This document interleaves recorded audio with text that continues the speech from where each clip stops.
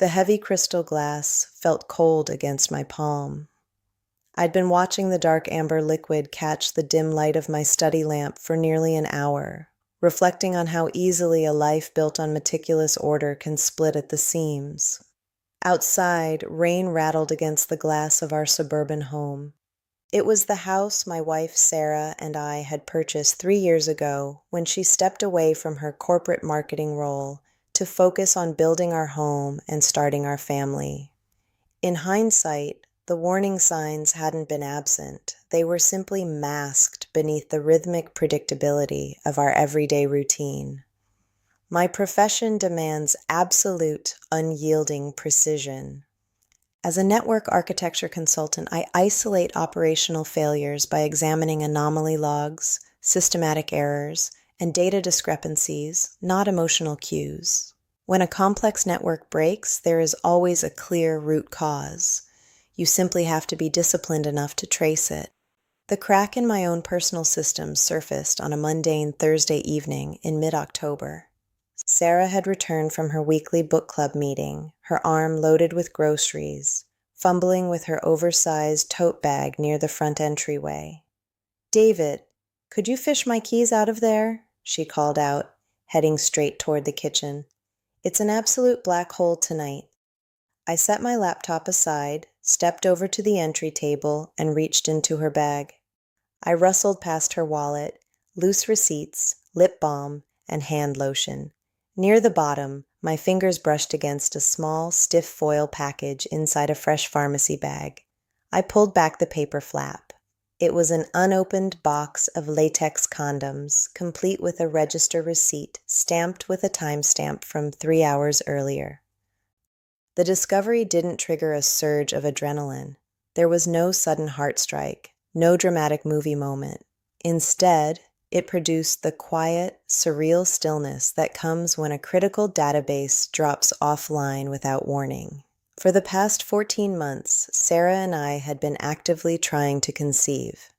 She kept calendars marked with tracking dates, ordered specialized fertility supplements, scheduled our intimacy down to specific hours, and curated endless digital boards filled with nursery layouts and pediatric recommendations. A woman dedicated to conceiving a child does not purchase barrier contraceptives on a rainy Thursday afternoon. "Find them?" her voice called out from the kitchen, light, upbeat, and entirely unbothered. "Got them," I replied. My tone remained completely flat, the calm, controlled voice I reserve for communicating major server outages to stakeholders while diagnosing a system breach. I slipped the box back into the exact fold where I'd found it, carried her keys to the kitchen, and watched her unload the groceries. She had recently altered her hair, subtle dark lowlights that changed the way she caught the overhead lighting. I noticed, too, that her diamond wedding band was missing from her finger, sitting on the windowsill behind the sink. "Is the ring back at the jeweler's for cleaning again?" I asked casually, watching her movements. "Still waiting on the setting," she replied without turning around, intently arranging yogurt containers in the refrigerator. They said another week. "How was book club?" I pressed, searching her body language for subtle tells. "Oh, you know Sarah and her usual drama. Jennifer brought that terrible quinoa salad again." She closed the refrigerator door with slightly more force than necessary. "I'm completely exhausted, David. I think I'll take a hot bath and go to bed early." When I asked about the book they were discussing, she paused just a second too long before offering a vague title, a classic she claimed they were revisiting. Yet, the first edition hardback copy of that exact book I had gifted her 2 years ago remained untouched on her nightstand, its bookmark frozen on chapter 4. That night, I lay awake beside her in the dark, listening to her steady breathing while cataloging every subtle variable that had shifted over the previous 3 months. Her sudden interest in evening gym sessions, new lace garments replacing her practical everyday wear, and the defensive posture she assumed with her phone, keeping it face down on every surface and taking it into the bathroom during showers. Most telling was her emotional distance during our scheduled attempts at conception. Where there had once been active engagement, there was now a mechanical, distracted compliance. I am methodical by nature. When a critical process exhibits anomalous behavior, you don't panic and you don't throw wild accusations. You gather data. You isolate the variables. You identify the root cause. By morning, I had formulated a clear execution plan. After Sarah left for a scheduled lunch date with a friend, I drove to an electronics store and purchased a compact cellular tracking unit using cash. Because her crossover vehicle was registered entirely under my name, mounting the device beneath the rear chassis was legally sound. Next, I scheduled a consultation with Margaret Vance, a top-tier family law attorney specializing in high-asset divorces. Her office was situated in a quiet corporate tower downtown. Margaret was direct, razor-sharp, and devoid of performative sympathy. If infidelity is present, documented proof changes our leverage significantly during asset division, Margaret explained, sliding a legal pad across her mahogany desk. We need concrete records, timestamps, financial trails, locations, and ideally visual confirmation. I can connect you with a reliable private investigator. That won't be necessary, I replied smoothly. I analyze data structures for a living. I can handle the logging myself. I just need you to prepare the legal strategy and draft the separation filings. Over the next 12 days, I monitored Sarah's movements through the tracking application on my phone while maintaining the flawless facade of a content, unsuspecting husband. Her daily patterns yielded significant anomalies. There were 40-minute stationary stops at a residential address in a neighboring suburb during hours she claimed to be running errands. A 2-hour gap occurred at a cafe location that, upon a quick drive-by, proved to be closed for full interior renovations. The financial audit provided even clearer confirmation. I pulled 6 months of archived credit card statements, cross-referencing minor charges I had previously overlooked, a recurring charge at a hotel lounge in the financial district, a receipt from an upscale lingerie boutique she had never mentioned, a dinner charge at a steakhouse 30 miles away showing 2 entrees and a bottle of wine that exceeded what she typically spent on 2 weeks of groceries. By late October, the log was complete. I possessed an airtight timeline of her deception. On a foggy Friday night, Sarah dressed in a dark, tailored dress I had never seen before, announcing she was heading to a monthly dinner with former marketing colleagues. It was an uninspired alibi. She had stepped away from corporate work 3 years prior and had long lost contact with that circle. "Which colleagues?" I asked, watching her apply makeup at her vanity. "Just the usual group from the old firm," she said with a hollow laugh. "You know how social media brings old friends back together." "I thought you mentioned last month that most of them had moved out of state," I noted softly. She paused for a fraction of a second, her eyeliner pencil hovering. "A few of them are back in town for a conference." I watched her finish preparing to meet another man while effortlessly weaving lies. Hidden beneath her car's rear bumper, the tracker was already transmitting her position every 30 seconds. After she drove away, I sat in my study for an hour, watching the small blue icon migrate across the digital map on my screen. Her car didn't head toward the downtown dining corridor. Instead, it merged onto the northbound interstate, exiting 15 miles outside our suburb and coming to a stop at a modest 2-story motel set back from the highway. I placed the manila folder containing the pre-drafted legal separation and asset protection documents on my passenger seat, grabbed my coat, and drove out to the location. The Sunset Motel sat behind a half-empty lot, its faded neon sign flickering fitfully in the damp evening mist. Sarah's crossover was parked near the far end of the complex, directly outside room 114. The room was positioned away from the front office, private, discreet, and well-chosen. I pulled into a dark parking space across the lot, keeping my headlights off. My phone clock read 7:48 p.m.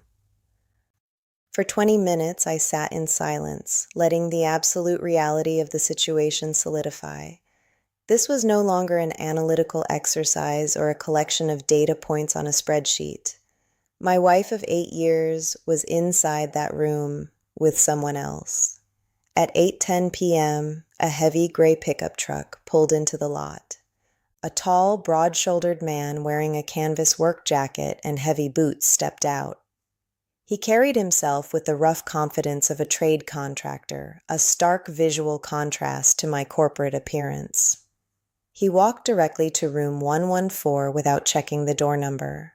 He didn't even need to knock. The door swung open immediately. Sarah stood in the doorway wearing the black dress, her face lit with an effortless, radiant smile I hadn't seen directed at me in over a year. It was an expression of pure, unguarded excitement. They embraced right in the doorway, his hands resting naturally on her waist as she pulled him inside. Their familiarity was obvious. This was not a first encounter. It was an established routine. I sat in my car for another 10 minutes, watching the closed door and allowing the finality to settle completely. At 8:22 p.m., I picked up the manila folder, stepped out of my vehicle, and walked across the damp asphalt. I raised my hand and knocked 3 times on the solid wooden door, firm, deliberate, authoritative knocks. "Just a second," Sarah's voice called out from within, muffled and slightly breathless. I heard hushed whispering inside, followed by quick steps across the carpet. The deadbolt clicked, and the door swung open. Sarah stood there in her black dress, her hair slightly tousled. Her expression cycled from mild irritation to sudden recognition, and finally to absolute, paralyzing terror in the span of 2 seconds. "David?" she whispered, the color draining entirely from her face. "I brought the paperwork," I said calmly, holding up the heavy manila envelope. Behind her, the man from the pickup truck was standing near the edge of the bed, hastily buttoning his flannel shirt, looking uncertain whether to take an aggressive stance or look for an exit. The room smelled faintly of her expensive perfume. "David, wait. This isn't... We were just..." Sarah stammered, her marketing poise completely failing her. "Save the explanation, Marcus," I said, stepping slightly to the side to address the man directly. "Marcus Vance, 412 Elmhurst Drive, independent framing contractor. You handled the structural renovation on the Henderson property 3 blocks down from our house back in June.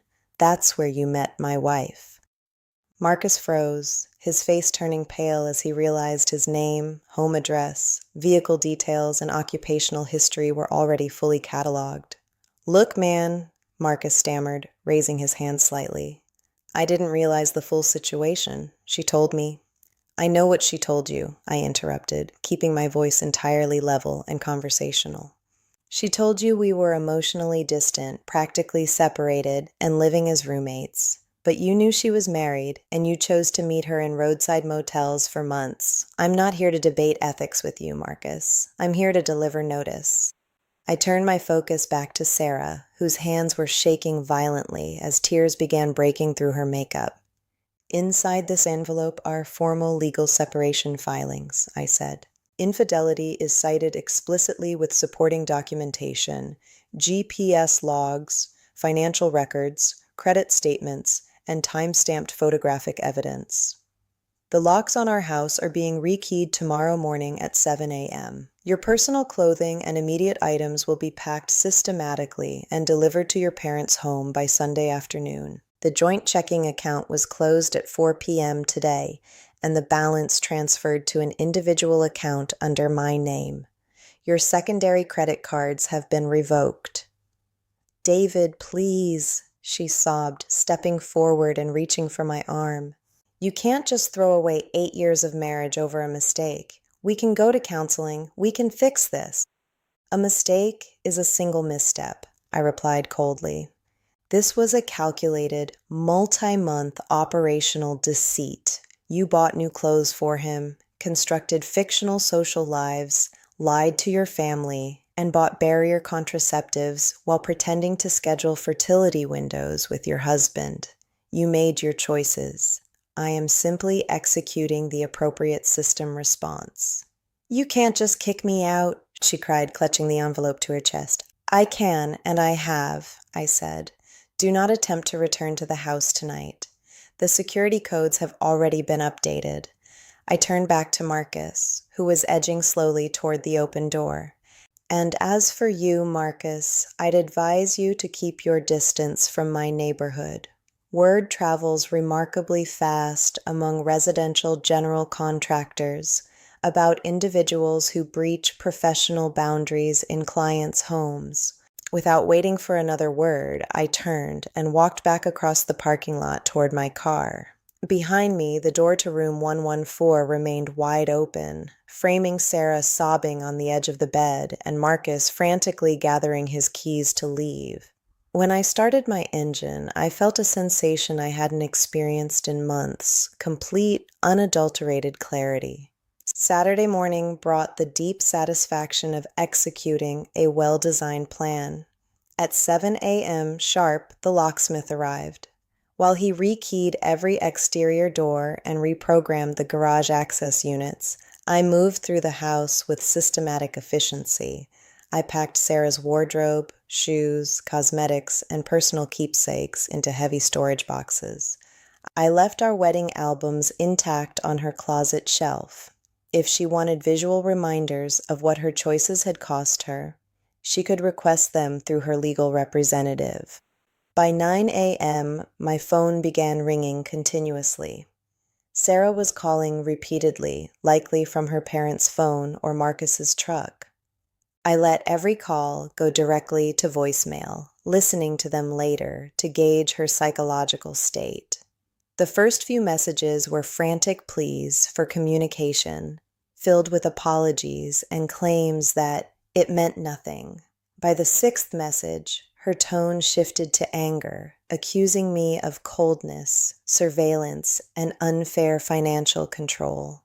By the 10th message, the anger dissolved into pure desperation regarding where she was supposed to stay and how she was supposed to handle her immediate living expenses. I never responded to a single message. On Sunday afternoon, I loaded the storage boxes into the back of my truck and drove to her parents' house in the outer suburbs. Her father, Dan, answered the door, his face instantly hardening when he saw me standing on the porch surrounded by packed containers. "Nathan, what in the world is going on?" Dan demanded, stepping onto the porch. "Sarah called us in tears Friday night, saying you locked her out of the house." Sarah engaged in an extended extramarital affair with a local building contractor, I stated plainly, setting the first box down near the doorway. I caught them together at a motel on Friday evening. "Now hold on a minute," Dan began, his voice rising defensive.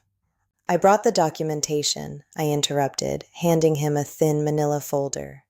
"Inside, you'll find credit card statements detailing hotel bookings, fine dining receipts, GPS tracking logs, and photos." She systematically dismantled our marriage over a period of months while deceiving both of us. Her mother, Carol, appeared in the doorway, opening the folder with trembling hands. As she scanned the timeline and financial receipts, her face visibly lost its composure. Dan read over her shoulder, his defensive posture collapsing into stunned silence. "She built an elaborate network of lies to cover her tracks," I continued calmly. "I am not here to argue or negotiate. These are her belongings. She can reside here while her legal counsel contacts mine." "Nathan, isn't there any chance you two can talk this through?" Carol asked, tears welling in her eyes. "People make terrible errors in judgment." "This wasn't an error, Carol. It was a strategy," I replied evenly. "And strategies carry consequences. I've secured my property and filed for divorce. Goodbye." I spent the next 15 minutes unloading the remaining boxes. answering their sparse questions with pure factual statements, and drove away without looking back. The following weeks brought predictable legal maneuvering. Sarah retained an aggressive, high-asset divorce attorney who attempted to frame my actions as manipulative, citing the GPS tracking, frozen accounts, and changed locks as evidence of financial and emotional control. However, Margaret Vance handled the opposing counsel with surgical efficiency. We presented the overwhelming paper trail of her infidelity, proving that the financial account closures were defensive measures taken to prevent the liquidation of marital assets following the discovery of intentional fraud. Faced with indisputable evidence and the prospect of a lengthy, costly public trial that would ruin her public standing, Sarah's attorney advised her to settle. The settlement terms were definitive. Sarah received her personal possessions and her vehicle, waiving all claims to the marital home, my retirement portfolios, and spousal support. In exchange, I agreed not to pursue legal action to recover the thousands of dollars of joint funds she had funneled into her affair. 6 months have passed since the final signatures were placed on the dissolution paperwork. I still sleep on the left side of our master bed, purely out of long-established habit rather than sentimentality. 8 years of routine leave behavioral patterns that outlast the relationships themselves. The house remains largely unchanged, minus her belongings and the couple's portraits that were removed and discarded. I felt no urge to redecorate or perform dramatic symbolic sweeps. It is simply a structured, functional living space, quiet, orderly, and efficient. Sarah currently resides in a modest studio apartment across town, having taken an entry-level position at a local agency, a significant step down from the comfortable lifestyle she enjoyed during our marriage. Mutual acquaintances mentioned that her relationship with Marcus dissolved within weeks of the motel confrontation, crushed under the immediate weight of real-world consequences and mutual resentment. I have begun dating again, though with an entirely different set of rules. I meet women who are independent, career-focused, and respect clear boundaries. I now approach personal relationships precisely as I do high-level network architecture.